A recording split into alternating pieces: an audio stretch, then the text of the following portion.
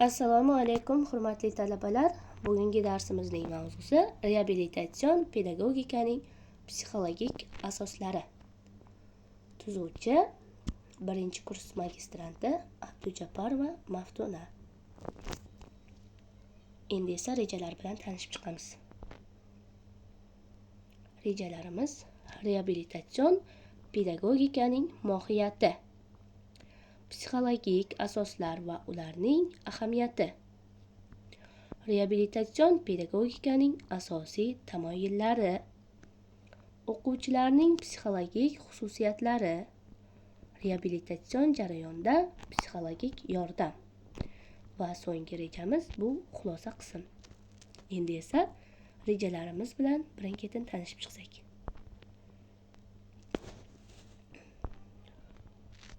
Reabilitatsion pedagogika tushunchasi. Reabilitatsion pedagogika nogironlar va maxsus ehtiyojlari bo'lgan shaxslar uchun ta'lim jarayonidagi psixologik va pedagogik yondashuvlarni o'z ichiga oladi. Bu soha shaxslarning rivojlanishiga yordam berish, ijtimoiy integratsiya va o'z-o'zini anglashni kuchaytirish maqsadida ta'lim berish jarayonini tashkil etishga qaratilgan. Psixologik asoslar va yondashuvlar.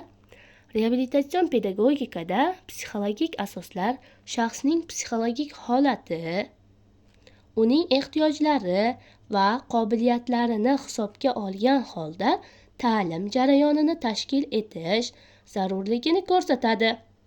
Bu yondashuv shaxsning ijtimoiy va emotsional rivojlanishiga hamda ta'lim jarayonida faol ishtirok etishiga yordam beradi. Reabilitatsion pedagogikaning maqsadlari. Reabilitatsion pedagogikaning maqsadlari nogiron shaxslarning o'z qobiliyatlarini rivojlantirish va ijtimoiy muhitga moslashishlariga yordam berishdir. Bu jarayon shaxsning o'ziga bo'lgan ishonchini oshirishga qaratilgan. Shuningdek, reabilitatsion pedagogikaning yana bir maqsadi nogiron shaxslarni jamiyatga integratsiya qilishdir. Bu ularning ijtimoiy hayotda faol ishtirok etishlarini ta'minlash uchun zarur. Bundan tashqari, reabilitatsion pedagogika har bir shaxsning individual ehtiyojlarini inobatga olgan holda mos ta'lim strategiyalarini ishlab chiqishni talab qiladi. Bu usullar shaxsning o'z-o'zini anglash va rivojlanishiga yordam beradi. Reabilitatsion pedagogikada psixologik asoslar. Reabilitatsion pedagogikada psixologik asoslar muhim rol o'ynaydi. Bu asoslar shaxsning rivojlanishi va ta'lim jarayonida individual xususiyatlarni hisobga olishga yordam beradi. Psixologik asoslar o'quvchilarning ehtiyojlari, motivatsiyalari va qobiliyatlarini tushunishga imkon yaratadi. Ular ta'lim strategiyalarini ishlab chiqishda va o'quv jarayonini optimallashtirishda muhim ahamiyatga ega. Psixologik ta'sirlar va ularning roli. Psixologik ta'sirlar o'quvchilarning o'z-o'zini anglashiga va o'z qobiliyatlarini rivojlantirishga yordam beradi. Shuningdek, psixologik asoslar o'quvchilarning ijtimoiy ko'nikmalarini va hissiy intellektini oshirishda muhim rol o'ynaydi. Bu jarayonlar reabilitatsion pedagogikada muvaffaqiyatli natijalarga erishishga yordam beradi. Psixologik asoslarning ahamiyatlari. Psixologik asoslarning ahamiyatlari reabilitatsion pedagogikada ta'lim jarayonini yanada samarali qiladi.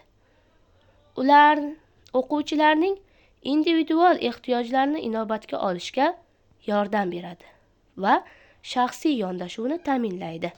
Shuningdek, psixologik asoslar o'quvchilarning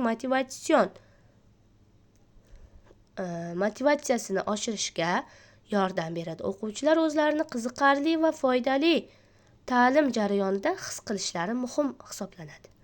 Bundan tashqari, psixologik asoslar o'quvchilarning ijtimoiy va hissiy rivojlanishini qo'llab-quvvatlaydi. Bu ularning jamiyatda muvaffaqiyatli integratsiyasini ta'minlaydi. psixologik asoslarning roli. Reabilitatsion pedagogikada psixologik asoslar muhim o'rin tutadi. Ular reabilitatsiya jarayonida shaxsning ichki imkoniyatlarini, hissiy holatini va ijtimoiy munosabatlarini hisobga olishga yordam beradi. Psixologik yondashuvlar shuningdek ta'lim jarayonida individual ehtiyojlarni qondirishga imkon beradi. Bu esa reabilitatsiya samaradorligini oshiradi. Boshqaruv va motivatsiya. Reabilitatsion pedagogikada boshqaruv va motivatsiya psixologik asoslar sifatida muhim hisoblanadi. O'quvchilarning o'zini anglashları, motivatsiya va maqsadlariga erishishlari uchun zarur shart-sharoitlar yaratish lozim. Bu o'z navbatida ularning reabilitatsiya jarayonida faol ishtirok etishlariga yordam beradi. Reabilitatsiya jarayonidagi psixologik yondashuvlar psixologik asoslar orqali o'quvchilarning hissiy holatini tushunish mumkin. Bu ularning stress darajasini kamaytirish va reabilitatsiya jarayonida ijtimoiy muhit yaratishga yordam beradi. O'quvchilarning psixologik xususiyatlari ularning o'qish jarayonida muvaffaqiyatli bo'lishlari uchun muhimdir. Bu xususiyatlar individual farqliliklarni, motivatsiya darajasini va o'zini anglashni o'z ichiga oladi. Reabilitatsion jarayonda bu xususiyatlarni hisobga olish o'quvchilarning o'zlariga ishonchlarini oshirish va ularni muvaffaqiyatga erishishlariga yordam beradi. Psixologik xususiyatlarning turlari. O'quvchilarning psixologik xususiyatlari turlicha bo'lishi mumkin. Misol uchun, ba'zi o'quvchilar ko'proq ijtimoiy va ochiq bo'lishi mumkin. Boshqalari esa ichki va o'ziga yopiq. Bu farqlar o'qituvchilar uchun individual yondashuvni talab qiladi. Reabilitatsion jarayonda psixologik xususiyatlar. O'quvchilarning psixologik xususiyatlari reabilitatsion jarayonda muhim rol o'ynaydi, chunki ular o'quvchilarning o'zini anglashiga va o'z maqsadlariga erishishga yordam beradi. O'quvchilar psixologik xususiyatlarni tushunish o'qituvchilarga individual yondashuvni rivojlantirishda va o'quvchilarning ehtiyojlariga mos keladigan strategiyalar ishlab chiqishga yordam beradi. Shuningdek, psixologik xususiyatlar o'quvchilarning o'zaro aloqalarini va tajriba almashinuvlarini ham ta'sir qiladi. Bu esa o'qitish jarayonini yanada samarali qiladi. Psixologik yordam turlari. Reabilitatsion jarayonda psixologik yordam bir necha turlarga bo'linadi. Ularga individual terapiya, guruhli terapiya va oilaviy maslahatlar kiradi. Har bir yordam turi bemorlarning ehtiyojlariga mos ravishda tanlanadi. Psixologik yordamning asosiy maqsadi reabilitatsiya jarayonida shaxsning ruhiy holatini yaxshilash va ijtimoiy moslashuvini ta'minlashdir. Psixologik yordamning metodlari. Reabilitatsion jarayonda qo'llaniladigan psixologik metodlar bemorlarning ruhiy holatini yaxshilashga qaratilgan. Masalan, kognitiv behavioral terapiya, stressni boshqarish usullari va emotsional qo'llab-quvvatlash metodlari keng qo'llaniladi. Ushbu metodlar bemorlarning o'zini anglashini va muammolarni hal qilish qobiliyatini oshirishga yordam beradi. Psixologik yordamning foydalari. Shuningdek, psixologik yordam reabilitatsiya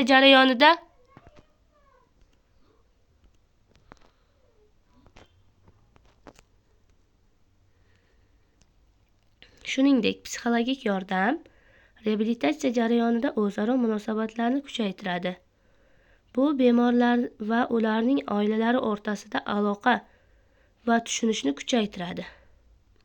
Psixologik yordam bemorlarning stress va xavotirlarini kamaytirishga yordam beradi.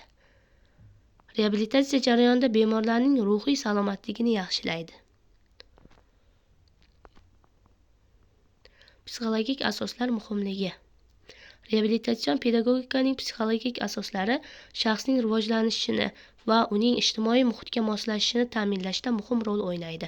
Psixologik jihatlar o'quvchilarning individual ehtiyojlari va qobiliyatlarini inobatga olish orqali ta'lim jarayonini yanada samarali qiladi. Bu asoslar shuningdek o'quvchilar bilan samarali muloqot o'rnatish va ularning motivatsiyasini oshirishda yordam beradi. Reabilitatsion pedagogikada psixologiya shaxsiy va ijtimoiy muammolarni hal qilishda muhim rol o'ynaydi. O'quvchilarning psixologik holatini tushunish ularning o'qish jarayonida qiyinchiliklarga duch kelishini kamaytiradi. Kelajak istiqbollari va xulosalar.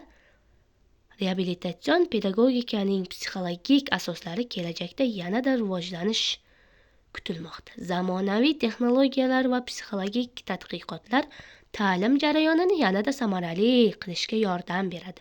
O'qituvchilar uchun yangi metodologiyalarni joriy etish zarurati ortadi. Darsimiz shundan iborat edi. E'tiboringiz uchun rahmat.